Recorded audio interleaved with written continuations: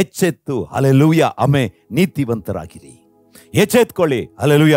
ದೇವರ ಮಕ್ಕಳಾದಂತ ನಾವು ಆರಾಧಿಸ್ತಕ್ಕಂಥ ದೇವರು ನೀತಿವಂತ ದೇವರು. ಹಾಗಾಗಿ ನಮ್ಮ ದೇವರು ಪರಿಶುದ್ಧನು, ನಮ್ಮ ದೇವರು ನೀತಿವಂತನು. ಆದ್ದರಿಂದ ಆತನನ್ನು ಆರಾಧಿಸಿದ ಮಕ್ಕಳು ನೀತಿಯಲ್ಲಿ ನಡೆಯಬೇಕೆಂಬುದನ್ನ ದೇವರು ಹೇಳ್ತಾ ಇದ್ದಾರೆ. ನೀತಿಯಲ್ಲಿ ನಡೆಯಬೇಕಾದರೆ ಪ್ರಿಯರೇ, ನಾವು ಹೇಗಿರ್ಬೇಕು? ದೇವರ ವಾಕ್ಯವನ್ನು ತಿಳ್ಕೊಳ್ಬೇಕು. ಇಬ್ರಿಯ 5:13 ವಾಕ್ಯ ಹೇಳ್ತದೆ ಹಲ್ಲೆಲೂಯ ಆಮೆ. ಹಾಲು ಬೇಕಾದವನು ಕೂಸಿನಂತಿದ್ದು ನೀತಿ ವಾಕ್ಯದಲ್ಲಿ ಅನುಭವವಿಲ್ಲದವನಾಗಿದ್ದಾನೆ. ನೋಡಿ ಹಲ್ಲೆಲೂಯ. ಈ ನೀತಿ ವಾಕ್ಯದ ಅನುಭವ, ಇದನ್ನ ಓದಿ ಇದನ್ನ ಎಷ್ಟು ನೀವು ಅರ್ಥ ಮಾಡ್ಕೊಂಡಿದ್ದೀರಾ? ಇದರ ಅನುಭವ ನಿಮಗಿದೆಯಾ? ಒಳ್ಳೇದು ಯಾವುದು, ಕೆಟ್ಟದ್ದು ಯಾವುದು, ನಾವು ಹೇಗೆ ನಡ್ಕೊಳ್ಬೇಕು, ಹೇಗೆ ಜೀವಿಸಬೇಕು? ಹಲ್ಲೆಲೂಯಾ ಆಮೆ. ನಾವು ಕ್ರೈಸ್ತಿಯ ಜೀವನ, ದೇವರ ಮಕ್ಕಳು ಹೇಗೆ ವರ್ತಿಸಬೇಕು, ನಮ್ಮ ನಡೆ, ನಮ್ಮ ನುಡಿ, ನಮ್ಮ ವ್ಯವಹಾರ, ನಮ್ಮ ವರ್ತನೆ ಹೇಗಿರ್ಬೇಕೆಂಬುದನ್ನ ಈ ನೀತಿ ವಾಕ್ಯದಿಂದ ತಿಳ್ಕೊಳ್ತಾ ಇದ್ದೀರಾ? ಓದಿದ್ರೆ ತಾನೇ ತಿಳ್ಕೊಳ್ಳೋದು, ಧ್ಯಾನ ಮಾಡಿದ್ರೆ ತಾನೇ ತಿಳ್ಕೊಳ್ಳೋದು. ಅರ್ಥ ಆಗ್ತಾ ಇದೆ ನಿಮಗೆ? ಇವತ್ತು ಎಷ್ಟೋ ಮಕ್ಕಳು ಇನ್ನು ಹಾಲು ಕುಡಿಯುವರಾಗಿದ್ದಾರೆ. ಹಾಲು ಬೇಕು, ಹೌದು, ಚಿಕ್ಕ ಮಗು ಇದ್ದಾಗ ಹಾಲು ಬೇಕು. ಈಗ ನಿಮಗೆ ಹಾಲು ಕುಡಿತೀರಾ? ಈಗ ಹಾಲು ಕುಡಿದ್ರೆ ನಿಮಗೆ ಅದು ಆಹಾರ ಸಾಕಾಗತ್ತಾ? ಯೋಚನೆ ಮಾಡಿ. ಹಲ್ಲೆಲೂಯಾ ಆಮೆ. ಚಿಕ್ಕ ಮಕ್ಕಳಿದ್ದಾಗ ಕತೆ ಹೇಳ್ತೀವಿ. ಇವತ್ತು ಕತೆ ಬೇಕಂದ್ರೆ ಹೇಗೆ? ಇವತ್ತು ಹಾಲು ಬೇಕಂದ್ರೆ ಹೇಗೆ? ಅರ್ಥ ಆಗ್ತಾ ಇದೆಯಾ? ದೇವರು ಏನ್ ಹೇಳ್ತಿದ್ದಾರೆ? ನೀವು ದೇವರ ವಾಕ್ಯವನ್ನು ಓದ್ರಿ, ಭೌತಿಕವಾಗಿ, ಶಾರೀರಿಕವಾಗಿ, ಹಲ್ಲೆಲೂಯಾ, ಪ್ರತಿಯೊಂದರಲ್ಲಿ ನೀವು ಬೆಳಿಬೇಕಾದ್ರೆ, ನಿಮ್ಮ ಕೆಲಸದಲ್ಲಿ, ಹಲ್ಲೆಲೂಯಾ, ನಿಮ್ಮ ಆದಾಯದಲ್ಲಿ ಯಾವ ರೀತಿ ನಡ್ಕೊಂಡ್ರೆ ನಮಗೆ ಆಶೀರ್ವಾದವಾಗಿ ಇರತ್ತೆ, ನಾವು ಹೇಗೆ ನಡ್ಕೊಳ್ಬೇಕು, ಹೇಗೆ ಮಾತಾಡಬೇಕು ಅನ್ನೋದನ್ನ ಎಲ್ಲವನ್ನ ಈ ಸತ್ಯವೇದವನ್ನು ಓದಿ ತಿಳ್ಕೊಂಡ್ರೆ ಇಲ್ಲಿದೆ ನಿಮ್ಮ ಆಶೀರ್ವಾದ. ನೀತಿವಂತರನ್ನ ದೇವರು ಪ್ರೀತಿಸ್ತಾರೆ. ಕೀರ್ತನೆ 146 8ನೇ ವಾಕ್ಯ ಹೇಳ್ತದೆ, ನೀತಿವಂತರನ್ನ ದೇವರು ಪ್ರೀತಿಸ್ತಾನೆ. ಹಲ್ಲೆಲೂಯಾ ಹಲ್ಲೆಲೂಯಾ ಆಮೆ. ದಾವೀದನನ್ನು ನೋಡಿ ದೇವರು ಹೇಳಿದ್ರು, ಹಲ್ಲೆಲೂಯಾ, ನೀನು ನನಗೆ ಪ್ರಿಯನು ಎಂಬುದಾಗಿ. ಪ್ರಿಯನೇ, ಹಲ್ಲೆಲೂಯಾ, ನೀನು ಆತ್ಮ ಬಾಳುವ ರೀತಿಯಲ್ಲಿ ಬಾಳಿ ಎಲ್ಲದರಲ್ಲಿ ನೀನು ಸುಖವಾಗಿರು, ನೀನು ಸೌಖ್ಯವಾಗಿರು ಅಂತ ಹೇಳಿದ್ರು. ಹಾಗಾದ್ರೆ ಪ್ರಿಯ ಯಾರು? ಯೆಹೋವನು ಕುರುಡರಿಗೆ ಕಣ್ಣು ಕೊಡುತ್ತಾನೆ, ಯೆಹೋವನು ಕುಗ್ಗಿದವರನ್ನು ಉದ್ಧರಿಸುತ್ತಾನೆ, ಯೆಹೋವನು ನೀತಿವಂತರನ್ನು ಪ್ರೀತಿಸುತ್ತಾನೆ. ಯಾರನ್ನು ಪ್ರೀತಿಸ್ತಾನೆ? ನೀತಿವಂತರನ್ನ ಪ್ರೀತಿಸುತ್ತಾನೆ. ಪಕ್ಕದಲ್ಲಿ ಹೇಳಿ, ಯಾರನ್ನ ದೇವರು ಪ್ರೀತಿಸ್ತಾರೆ? ಆಮೇ. ನಿಮ್ಮ ಮಕ್ಕಳ ಮೇಲೆ ಎಷ್ಟೋ ಪ್ರೀತಿ. ಯಾಕೆ? ಹಲ್ಲೆಲೂಯಾ. ನಿಮ್ಮನ್ನು ಪ್ರೀತಿಸಿದರೆ, ನಿಮ್ಮನ್ನು ಪ್ರೀತಿಸಿಲ್ಲ, ನಿಮ್ಮನ್ನು ಗೌರವಿಸಿಲ್ಲ, ಸರಿಯಾದ ಮಾರ್ಗದಲ್ಲಿ ನಡೆದಿಲ್ಲ ಅಂದ್ರೆ ನಿಮ್ಮ ಹೆತ್ತರು ಕೂಡ ಏನಂತೀರಾ? ನನ್ನ ಮಗನೇ ಅಲ್ಲ ಅಂತ ನೀವು ಹೇಳ್ತೀರಾ. ಹೌದಲ್ವಾ? ಹೌದಲ್ವಾ? ಹಾಗಾದ್ರೆ ದೇವರ ವಾಕ್ಯವನ್ನು ಅನುಸರಿಸಿ ದೇವರ ನೀತಿಯ ವಾಕ್ಯದಲ್ಲಿ ನಡೆಯುವಾಗ ನಾವು ದೇವರಿಗೆ ಪ್ರಿಯರಾಗ್ತೇವೆ. ದೇವರಿಗೆ ಪ್ರಿಯರಾದವರನ್ನ ನಾಚಿಕೆ ಪಡ್ಲಿಕ್ಕೆ ಆತನ ಬಿಡೋದೇ ಇಲ್ಲ. ಹಲ್ಲೆಲೂಯಾ. ಅವನ ಕೆಲಸದಲ್ಲಿ, ಅವರ ಕುಟುಂಬದಲ್ಲಿ, ಅವರ ಆರೋಗ್ಯದಲ್ಲಿ, ಅವರ ಪ್ರಯತ್ನದಲ್ಲಿ ದೇವರ ಜೊತೆ ಇದ್ದು, ಸಂಗಡ ಇದ್ದು ಅವರ ಆಶೀರ್ವದಿಸಿ ಅಭಿವೃದ್ಧಿಪಡಿಸುವಂತ ದೇವರಾಗಿದ್ದಾರೆ. ನೀತಿವಂತನ ಮನೆಯಲ್ಲಿ ಆಶೀರ್ವಾದದ ನೆಲೆ, ನೀತಿವಂತನ ಮೇಲೆ ಆಶೀರ್ವಾದ ಇರುತ್ತೆ. ನೀತಿವಂತನ ದೇವರು ಕೈ ಬಿಡುವುದಿಲ್ಲ. ನೀತಿವಂತನನ್ನು ಹಲ್ಲೆಲೂಯಾ ಅವನ ಜೀವನದಲ್ಲಿ ಅವನು ಕೆಳಗೆ ಬೀಳಲಿಕ್ಕೆ ಕರ್ತನು ಬಿಡೋದೇ ಇಲ್ಲ. ಹಾಗಾದ್ರೆ ನಾವು ಹೇಗಿದ್ದೇವೆ? ನಾವು ನೀತಿವಂತರ? ನಮ್ಮ ನಡೆ, ನಮ್ಮ ನುಡಿ, ನಮ್ಮ ವ್ಯವಹಾರ, ನಮ್ಮ ಡೀಲಿಂಗ್, ನಮ್ಮ ಆದಾಯ, ನಮ್ಮ ನೋಟ, ನಮ್ಮ ಕುಟುಂಬದಲ್ಲಿ, ನಮ್ಮ ಸಮಾಜದಲ್ಲಿ, ನಮ್ಮ ಕುಟುಂಬದಲ್ಲಿ ನೀತಿಯಾಗಿದೆವಾ?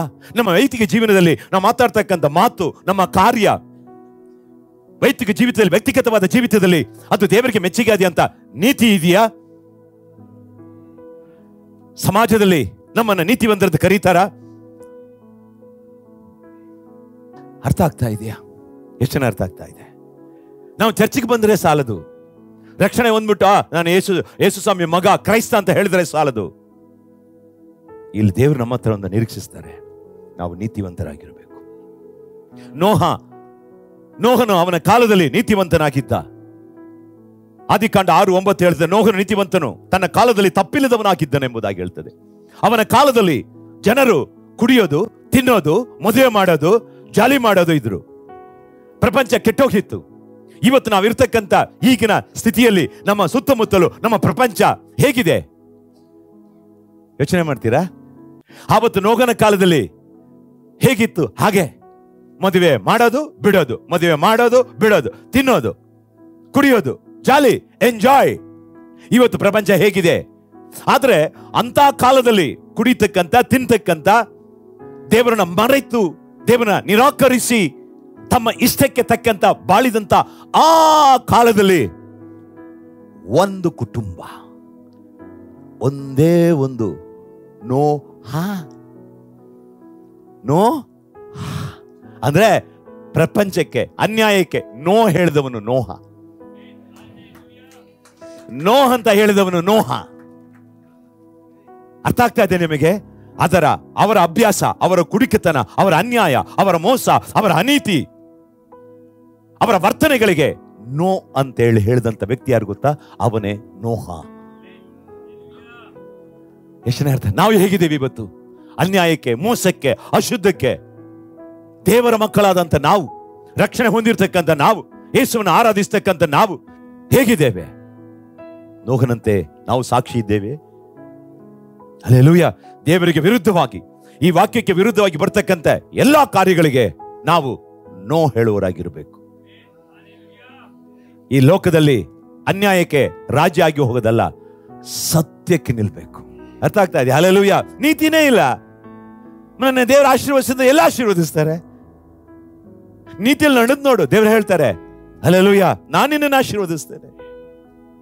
ಹೌದಾ? 7:1. ಆಗ ಯೆಹೋವನು ನೋಹನಿಗೆ, ನೀನು ನಿನ್ನ ಮನೆಯವರೆಲ್ಲರೂ ನಾವೆಯಲ್ಲಿ ಸೇರಿರಿ, ಈಗಿನವರಲ್ಲಿ ನೀನೊಬ್ಬನೇ ನನ್ನ ಮುಂದೆ ನೀತಿವಂತನಾಗಿ ನಡೆಯುವುದನ್ನು ನೋಡಿದ್ದೆ. ಹಲ್ಲೆಲೂಯ.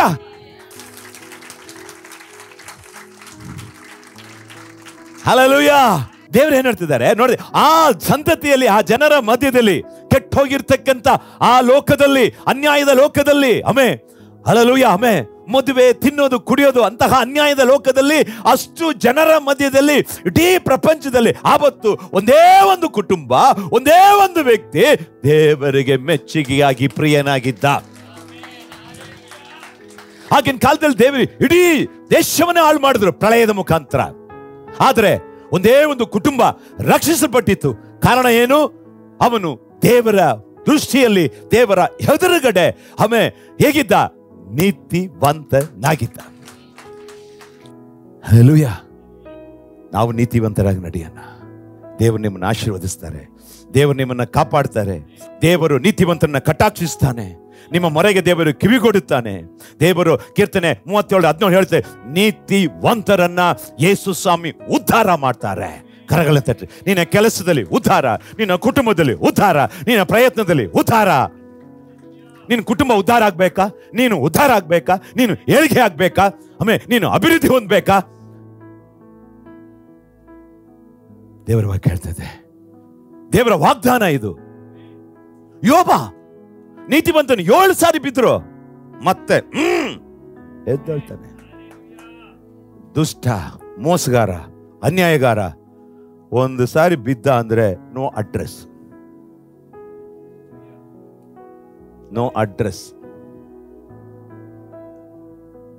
ಯೋಬ ನೀತಿವಂತ, ಸತ್ಪುರುಷ, ದೇವರಿಗೆ ಭಯಪಡ್ತಕ್ಕಂಥವನು, ಪಾಪವನ್ನು ನಿರಾಕರಿಸಿದವನು, ದೇವರ ದೃಷ್ಟಿಯಲ್ಲಿ ಸಾಕ್ಷಿ ಹೊಂದಿದವನು. ಅವನಿಗೆ ಶೋಧನೆಗಳು ಬಂತು, ಕಷ್ಟಗಳು ಬಂತು, ಎಲ್ಲವನ್ನೂ ಕಳ್ಕೊಂಡ. ಆದರೆ ಅವನು ನೀತಿವಂತನಾಗಿದ್ದ. ಯೋಬ 29:14 ಹೇಳ್ತದೆ, ಓದಿ ನೋಡುವ. ನಾನು ಧರ್ಮವನ್ನು ಧರಿಸಿಕೊಂಡೆನು. ಧರ್ಮವನ್ನ, ಅದೇ ನೀತಿ, ಇಂಗ್ಲಿಷ್ ನಲ್ಲಿ ರೈಚಿಯಸ್ನೆಸ್ ಅಂತಾರೆ.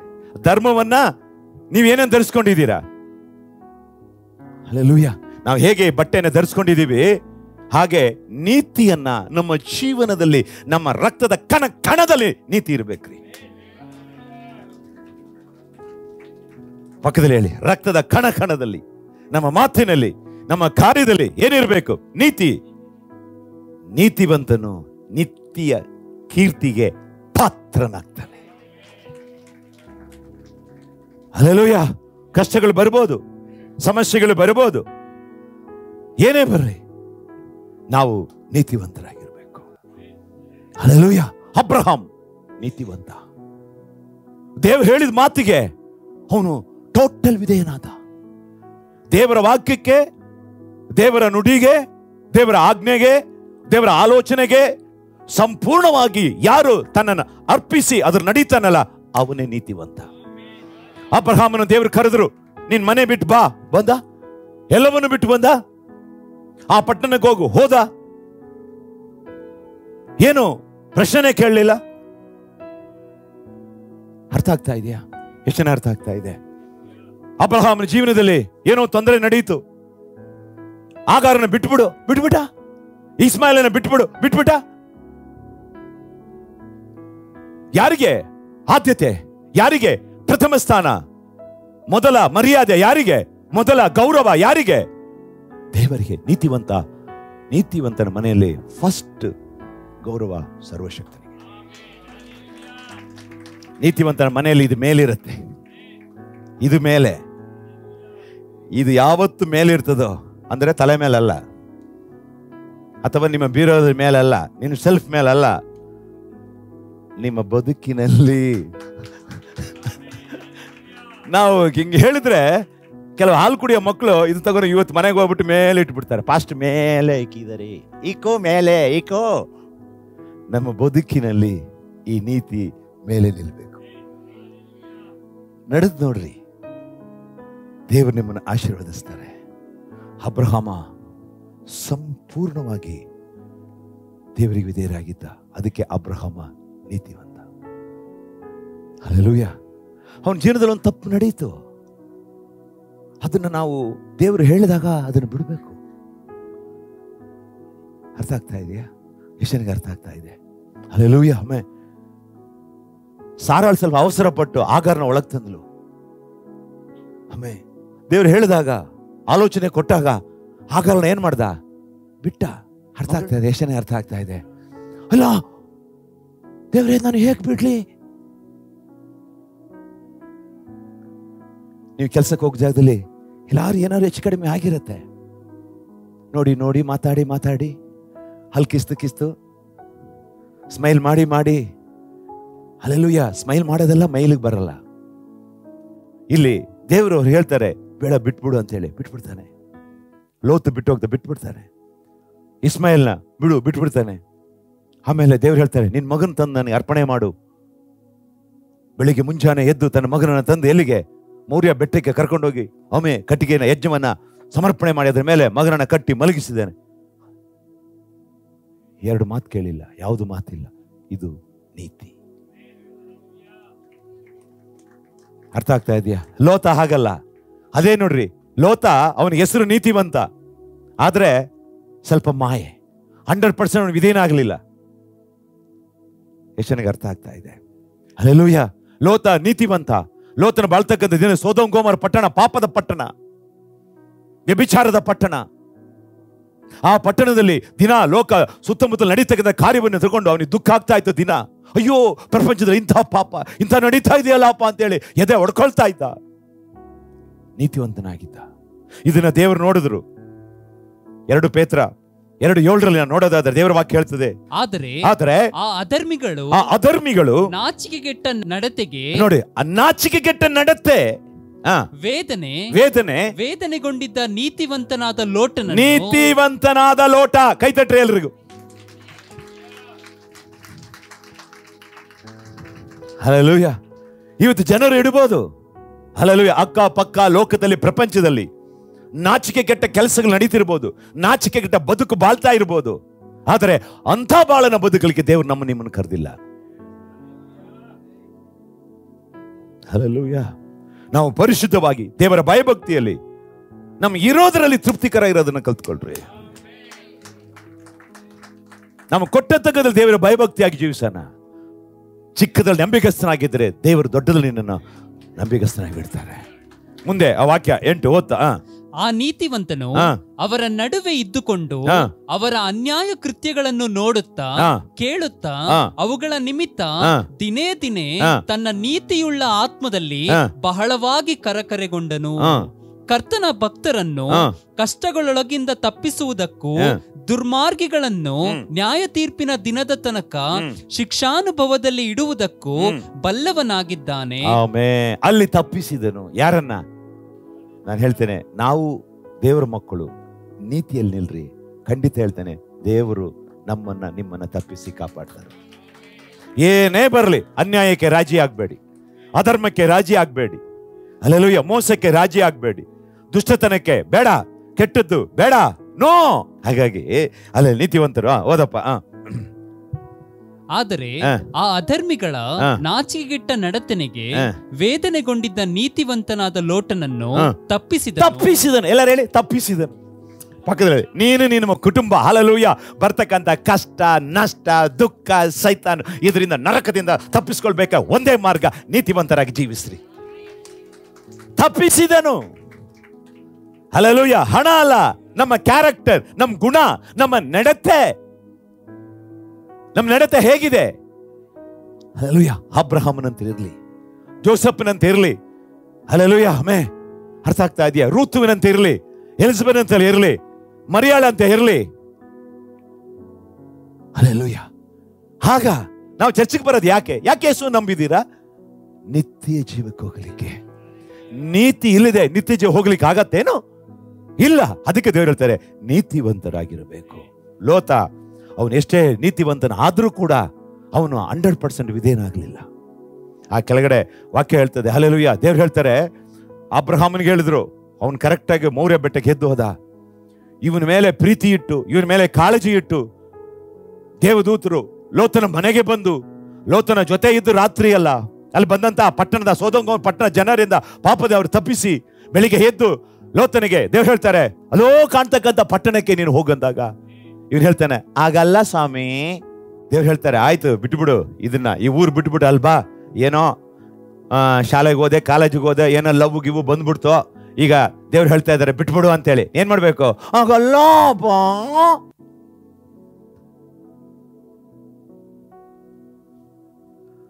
ಅರ್ಥ ಆಗ್ತಾ ಇದೆಯಾ?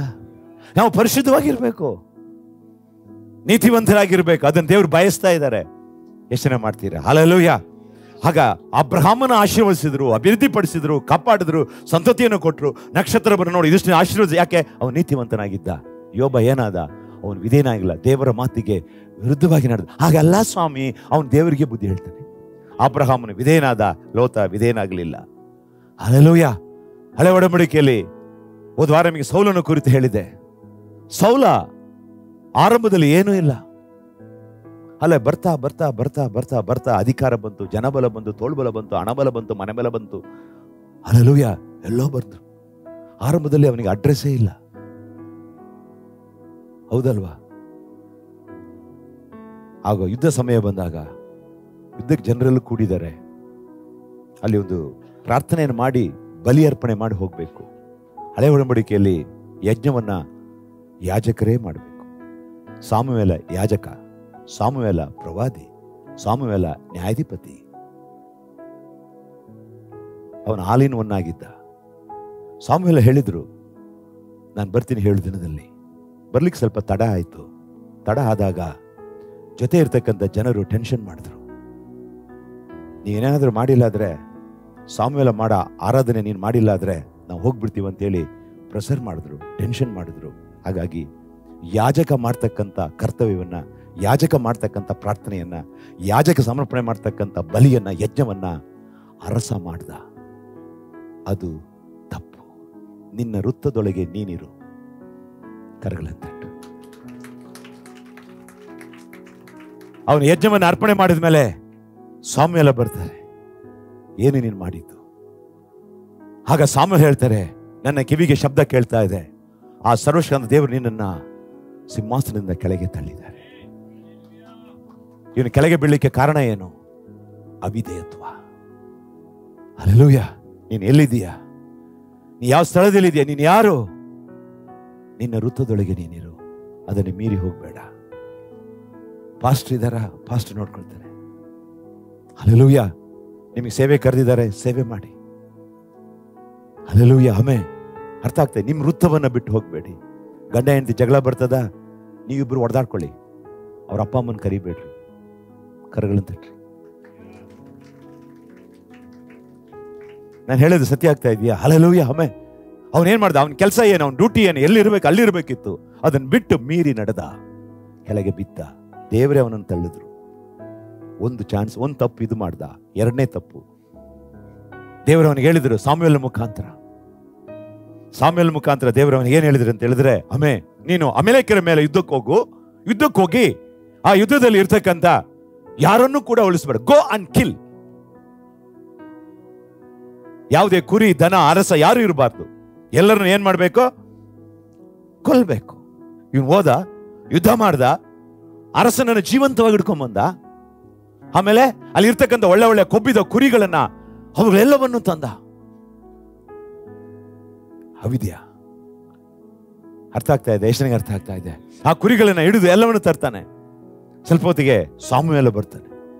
ಸಾಮುವೇಲ ಬಂದಾಗ ಇವನು ಪ್ರೈಸ್ ದಿ ಲಾರ್ಡ್ ಅಂತಾನೆ.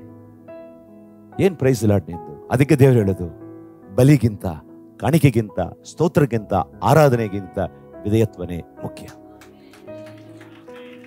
ನೀವು ಎಷ್ಟು ವಿಧೇಯರಾಗ್ತೀರಾ? Hallelujah, amen. ಅರ್ಥ ಆಗ್ತಾ ಇದೆ? ಎಷ್ಟು ಅರ್ಥ? ನಿಮ್ಮ ನಡೆ, ನುಡಿ, ಮಾತು, ಶೈಲಿ ಈ ವಾಕ್ಯಕ್ಕೆ ವಿಧೇಯರಾಗಿರಿ, ಬಾಳು ಬಂಗಾರವಾಗಿರುತ್ತೆ. ಕೈ ತಟ್ಟಿರಿ ದೇವರಿಗೆ. ವಾಕ್ಯ ಹೋದ್ರಿ. ಇವತ್ತು ಎಷ್ಟೋ ಜನ ವಾಕ್ಯವನ್ನು ಓದ್ತಾ ಇಲ್ಲ. ನೀವು ತುಂಬಿದ ಕೊಡ ಹೇಗಿರ್ತದೆ ಗೊತ್ತಾ? ಏನೇ ಬಂದ್ರು ಅರ್ಧ ಪರ್ಧ ಏನತ್ತದೆ, ರೊಳಕ ಪಳಕ ಅಂತದ. ಹಲ್ಲೆಲೂಯಾ. ವಾಕ್ಯದಿಂದ ತುಂಬ್ರಿ, ಶೋಧನೆಗಳಲ್ಲಿ ಜಯಿಸ್ರಿ, ವಾಕ್ಯವನ್ನು ಹಿಡ್ಕೊಳ್ರಿ, ವಾಗ್ದಾನವನ್ನು ಹಿಡ್ಕೊಳ್ರಿ, ನಿಮ್ಮ ಜೀವನದಲ್ಲಿ ಜಯ ಕಾಣ್ತೀರಾ. ನೋಡಿ, ಆರಂಭದಲ್ಲಿ ಅಪ್ಪ ದೇವರೇ ಬಿದ್ದು ಬಿದ್ದು ಪ್ರಾರ್ಥನೆ ಮಾಡ್ತಾನೆ. ಅವಾಗಲ್ಲ ಆರಂಭದಲ್ಲಿ ಪಾಸ್ಟ್ರು, ದೇವರು, ಆಲಯ ಅಂತ ಹೇಳಿದ್ರೆ ಅವನಿಗೆ ನಡುಕ. ಇವಾಗ ಸ್ವಲ್ಪ ಹಣ, ಸ್ವಲ್ಪ ಆಧಾರ, ಹಲ್ಲೆಲೂಯಾ, ಸ್ವಲ್ಪ ಕೆನ್ನೆ, ಹಲ್ಲೆಲೂಯಾ, ಒಂದ್ 4 ಬಟ್ಟೆ, 4 ಪ್ಯಾಂಟು, ಒಂದ್ ಗಾಡಿ, ಹಲ್ಲೆಲೂಯಾ, ಎಲ್ಲ ಬಂದ ತಕ್ಷಣ ಏನಂತಾನೆ? ಬಿಟ್ಟೇ ಬಿಟ್ಟ. ಪ್ರಾರ್ಥನೆನೇ ಬಿಟ್ಟೇ ಬಿಟ್ಟ, ಚರ್ಚಿನ ಬಿಟ್ಟೇ ಬಿಟ್ಟ, ಕಾಣಿಕೆ ಕೊಡೋದೆ ಬಿಟ್ಟೇ ಬಿಟ್ಟ, ಮನೆ ಪ್ರಾರ್ಥನೆ ಇಲ್ವೇ ಇಲ್ಲ. ಅರ್ಥ ಆಗಲ್ಲ ನಿಮ್ಗೆ? ಹಲ್ಲೆಲೂಯಾ. ಆವತ್ತು ABCD ಗೊತ್ತಿಲ್ಲ. ಆವತ್ತು ದೇವರು ಬೇಕಿತ್ತು, ನಿನಗೆ ಆಲಯ ಬೇಕಿತ್ತು. ಇವತ್ತು ನಿನಗೆ ಅಡ್ರೆಸ್, ಇವತ್ತೆರಡು ಗಾಡಿ, ಆಮೇಲೆ ಸಮಾಜದಲ್ಲಿ ಒಂದು ಗೌರವ, ಬ್ಯಾಂಕಲ್ಲಿ 4 ಕಾಸು.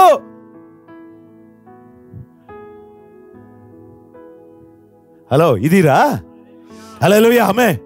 ಆವತ್ತು ABCD ಅಪ್ಪ ಹೇಳ್ಕೊಡ್ಬೇಕಿತ್ತು ನಿನಗೆ. ಅವತ್ತು ಅಮ್ಮ ನಿನಗೆ ಹಾಲು ಉಣಿಸ್ಬೇಕಿತ್ತು, ತಿನ್ನಿಸ್ಬೇಕಿತ್ತು. ಬಡ್ದೆ, ಓದಿದೆ, ಡಿಗ್ರಿ ಬಂತು, ಸ್ವಲ್ಪ ಇಂಗ್ಲಿಷ್ ಬಂತು. ಇವತ್ತು ಅಪ್ಪ ಮನೆ ಬಿಟ್ಬಿಟ್ಟಿದ್ಯಾ, ಅಮ್ಮ ಮನೆ ಬಿಟ್ಟುಬಿಟ್ಟಿದ್ಯಾ, ತಂದೆನ ಬಿಟ್ಬಿಟ್ಟಿದ್ಯಾ. ಏನ್ರಿ, ಇದೀರಾ? ಒಂದು ಹಲ್ಲೆಲೂಯಾ, ಹಲ್ಲೆಲೂಯಾ. ಆವತ್ತು ನೀನು ಕತೆ ಹುಡುಕ್ತಾ ಇದ್ದೆ. ಆವತ್ತಿನ ಕತೆನೇ ಚಿಂದಿ ಕತೆ. ನಿನ್ನ ಕರೆದು, ನಿನ್ನ ಅಭಿಷೇಕಿಸಿ, ನಿನ್ನ ಅರಸನನ್ನಾಗಿ ಮಾಡಿ, ನಿನಗೊಂದು ಸ್ಥಾನ, ನಿನಗೊಂದು ಮಾನ, ನಿನಗೊಂದು ಗೌರವ, ನಿನಗೊಂದು ಅಡ್ರೆಸ್, ನಿನಗೊಂದು ಬಾಡಿ ಸ್ಟ್ರಕ್ಚರ್. ಕನ್ನಡ ಅರ್ಥ ಆಗಲ್ಲ? ಹಲ್ಲೆಲೂಯಾ. ಅವತ್ತು ಏನು ಇಲ್ದಿದ್ದಾಗ ದೇವರು ಸೇವಕ. ಇವತ್ತು ಯಾರು ಪ್ರೆಸರ್ ಮಾಡಿದ್ದ?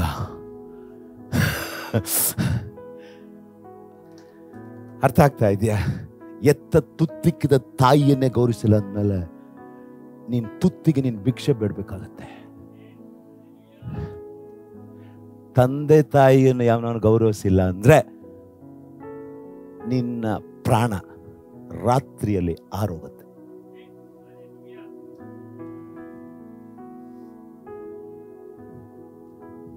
ಇದು ನೀತಿ. ನೀತಿ ಮೀರಿ ನಡೆದ್ರೆ ಆ ನೀತಿಗೆ ಪ್ರತಿಫಲ ಅನುಭವಿಸ್ಬೇಕು. ಅನೀತಿಗೆ ಪ್ರತಿಫಲ ಅನುಭವಿಸ್ಬೇಕು. ಇವನು ಬಿಟ್ಟೇ ಬಿಟ್ಟ. ಅಕ್ಕ ಬೇಡ, ತಂಗಿ ಬೇಡ, ಬಂಧು ಬೇಡ, ಬಳಗ ಬೇಡ. ಅವತ್ತಿನ ತೊಳೆದು ಉಣಿಸಿ ಎತ್ತಿ ನೀನು ಮುದ್ದಿಸಿ ಸಾಕಾಡಿ ಬೆಳೆದಿದ್ದು ಯಾರಣ್ಣ? ಅವತ್ತು ಅವ್ವ, ಇವತ್ತು ಅವಳನ್ನೇ ದೆವ್ವ ಅಂತೀಯ. ನೀತಿಯ ವಾಕ್ಯದಲ್ಲಿ ಬೆಳೆಯದೇ ಇರೋರು. ಜ್ಞಾನೋಕ್ತಿಗಳು 14:2. ಸರಳ ಮಾರ್ಗಿಯು ಯೆಹೋವನಿಗೆ ಭಯಪಡುವನು, ವಕ್ರ ಮಾರ್ಗಿಯು ಆತನನ್ನು ಅಸಡ್ಡೆ ಮಾಡುವನು. ಮೂರ್ಖನ ಬಾಯಲ್ಲಿ ಗರ್ವವು ಅಂಕುರಿಸುವುದು, ಜ್ಞಾನಿಗಳ ತುಟಿಗಳು ಅವರನ್ನು ಕಾಯುವವು. ಹಾಗಾಗಿ ಇಲ್ಲಿ ಏನ್ ಹೇಳ್ತಾರೆ ವಾಕ್ಯಗಳಿದೆ, ನಾವು ನೀತಿವಂತರಾಗಿ ನಡೆಯಿರಿ, ಪರಿಶುದ್ಧರಾಗಿರಿ. ಪಕ್ಕದಲ್ಲಿ ಹೇಳಿ, ಪರಿಶುದ್ಧರಾಗಿರಿ. Hallelujah, amen, hallelujah, amen. ಪರಿಶುದ್ಧತೆ ಇಲ್ಲ ಅಂದ್ರೆ ಪರಲೋಕದಲ್ಲಿ ಹೋಗ್ಲಿಕ್ಕಾಗಲ್ಲ. ಮದುವೆ ಆದವರು ಪರಿಶುದ್ಧರಾಗಿರಿ. ನಿಮ್ಮ ಗಂಡನ ಜೊತೆ ಪರಿಶುದ್ಧವಾಗಿರಿ, ನಿಮ್ಮ ಹೆಂಡತಿ ಜೊತೆ ಬೇರೆ ಸ್ಟೆಪ್ನಿಗೆಲ್ಲ ಹೋಗ್ಬೇಡಿ. ಮದುವೆ ಆಗದೆ ಇರತಕ್ಕಂಥ ಯುವಕರಿದ್ದೀರಾ, ಯುವಕ ಯುವತಿಯರಿದ್ದೀರಾ, ನಿಮಗೆ ಎಚ್ಚರಿಕೆ ಹೇಳ್ತೀನಿ. ಮದುವೆ ಆಗೋದಕ್ಕಿಂತ ಮುಂಚಿತವಾಗಿ ಹುಡುಗ ಆಗ್ಲಿ ಹುಡುಗಿ ಆಗ್ಲಿ ಯಾವುದೇ ಶಾರೀರಿಕ ಸಂಬಂಧ ಇರಬಾರ್ದು. ಈಗಿನ ಕಾಲದಲ್ಲಿ ಅದು ಹೆಚ್ಚಾಗಿ ಪಾಪ ನಡೀತಾ ಇದೆ, ಹೆಚ್ಚಾಗಿ ಪಾಪ ನಡೀತಾ ಇದೆ. ಹಲ್ಲೆಲೂಯ. ಬಹಳ ದೂರದಲ್ಲಿರಬೇಕು. ಒಂದು ಸಾರಿ ನೀವೇನಾದ್ರೂ ಶಾರೀರಿಕ ಸಂಬಂಧ ಸೆಕ್ಷುವಲ್ ನಿಮಗೆ ಅಟ್ಯಾಕ್ ಆಗ್ಬಿಡ್ತು ಅಂತ ಹೇಳಿದ್ರೆ ನಿಮ್ಮ ಪರಿಶುದ್ಧತೆ ಹೋಯ್ತು. ನೀವು ಆಮೇಲೆ ಮೋಸ ಮಾಡಿ ಇನ್ನೊಬ್ಬರಿಗೆ ಮದುವೆ ಆಗ್ತೀರಾ, ಎಲ್ಲ ಆಗ್ತೀರಾ, ಆದ್ರೆ ನಿಮ್ಮ ಮನಸ್ಸಾಕ್ಷಿ ಶುಚಿತಾನೆ ಇರುತ್ತೆ. ಅರ್ಥ ಆಗ್ತಾ ಇದೆಯಾ? ಸಪೋಸ್ ಈ ರೀತಿ ನೀವು ಅಶುದ್ಧದಲ್ಲಿ ಪರಿಶುದ್ಧ ವಿವಾಹ ಇಲ್ಲದೆ ಇದ್ರೆ ನಿಮ್ಗೆ ಹುಡ್ತಕ್ಕಂಥ ಮಕ್ಕಳು ಒಂದು ಕೈ ಇಲ್ದೆ, ಕಣ್ಣಿಲ್ದೆ, ಅದಿಲ್ದೆ, ಇದಿಲ್ಲ, ಜೀವನವೆಲ್ಲ ನರಕ. ನಾನು ಹೇಳೋದನ್ನ ಅರ್ಥ ಮಾಡ್ಕೊಳ್ಬೇಕು. ನಿಮಗೆ ಈ ಲೋಕದಲ್ಲಿ ಅಟ್ಯಾಕ್ ಬರ್ಬೋದು, ಕೆಲಸದ ಜಾಗದಲ್ಲಿ, ಪ್ರಪಂಚದಲ್ಲಿ. ಒಂದಿನ ಎಂಜಾಯ್. ಪರಿಶುದ್ಧರಾಗಿ ನೀವು ಇದ್ದಿಲ್ಲ, ನಿಮ್ಮ ಜೀವನ ಪಾವನ ಇಲ್ಲ, ಪಾಪದ ಜೀವನ ಆಗತ್ತೆ. ನಿಮ್ಮ ಸಂತತಿ ನಿಮಗೆ ಆಶೀರ್ವಾದವನ್ನು ಇಡ್ತೀರಾ, ಶಾಪವನ್ನು ಇಡ್ತೀರಾ. ದಾವೀದ ಕೊಲೆಗಾರ, ದಾವೀದ ವ್ಯಭಿಚಾರ ಮಾಡ್ದ, ಆದ್ರೆ ಸೌಲ ಮಾಡಿಲ್ಲ. ಅವಿಧೇಯ ಮಾಡಿದವನು ಬಿದ್ದ. ಕಾರಣ ಏನು ಗೊತ್ತಾ? ಅವ್ರು ಹೇಳಿದ ತಕ್ಷಣ ಪಶ್ಚಾತ್ತಾಪ ಪಟ್ಟು ಮನ ತಿರುಗ್ಬಿಟ್ಟ. ಕರಕಲ್ಲಿ ಅಂತ ಇಷ್ಟೇ ದಾವೀದನಿಗೂ ಸೌಲಿಗಿರ್ತಕ್ಕಂಥ ವ್ಯತ್ಯಾಸ. ಇವತ್ತು ನೀವು ಎಚ್ಚರಿಸಿದ್ದಾರೆ ಅಂತ ಹೇಳಿದ್ರೆ, ನಮ್ಮ ಜೀವನದಲ್ಲಿ ಎಲ್ಲಾರು ತಪ್ಪುಗಳು, ಕುಂದು ಕೊರತೆಗಳು, ಕಾಂಟ್ಯಾಕ್ಟ್, ಅಟ್ಯಾಕ್ಟ್, ಅಲ್ಲಿ ಲವ್ ಗಿವ್ ಲಿಂಕ್ ಬಿಕ್ ಮಿಕ್ಸ್ ಏನಾರು ಇದ್ರೆ ಇವತ್ತೇ ಎಲ್ಲ ಬಿಟ್ಬಿಟ್ಟು ಕರ್ತನಿಗೆ ಅರ್ಪಣೆ ಮಾಡ್ರಿ. ದೇವ ನಿಮ್ಮನ್ನು ಆಶೀರ್ವದಿಸ್ತಾರೆ. ಕಣ್ಮುಚ್ಚುವ. ಕಥಾದಿ ಕರ್ತನೆ ದೇವಾದಿ ಸ್ತೋತ್ರ ಉಂಟಾಗ್ಲಿ ಸ್ವಾಮಿ. ನಮ್ಮ ಜೊತೆ ನೀವು ಮಾತನಾಡಿದ್ದೀರಾ. ನೀತಿಯೆಲ್ಲ ನಡೀಬೇಕು. ನಡೆ, ನುಡಿ, ಮಾತು ದೇವರ ವಾಕ್ಯಕ್ಕೆ ವಿಧೇಯರಾಗಬೇಕು. ದೇವರ ವಾಕ್ಯ ನೀತಿಯ ವಾಕ್ಯ, ನೀತಿಯ ದೇವರು. ನಮ್ಮ ಜೀವನದಲ್ಲೂ ಕೂಡ ಅಷ್ಟೇ. ನಮ್ಮ ವ್ಯವಹಾರ, ವೈಯಕ್ತಿಕ ಜೀವನ, ಕೌಟುಂಬಿಕ ಜೀವನ, ನಮ್ಮ ಮಾತು, ನಮ್ಮ ನುಡಿ ಎಲ್ಲದರಲ್ಲೂ ನೀತಿವಂತರು. ದೇವರು ಎಲ್ಲವನ್ನ ನೋಡ್ತಾ ಇದ್ದಾರೆ. ಅಪ್ಪ, ಇವತ್ತು ಯಾರ್ಯಾರು ನೀತಿವಂತ ನಡೀಲಿಕ್ಕೆ ಅರ್ಪಣೆ ಮಾಡ್ತಾರೆ, ನಿಮ್ಮ ಪಾದಲ್ಲವನ್ನ ನಡೆಸ್ತೇವೆ, ಅರ್ಪಣೆ ಮಾಡ್ತೇವೆ. ನಮ್ಮನ್ನು ಕ್ಷಮಿಸ್ರಿ. ನಾನು ಪ್ರಾರ್ಥಿಸ್ತೇನೆ ಸ್ವಾಮಿ. ಆಮೇಲೆ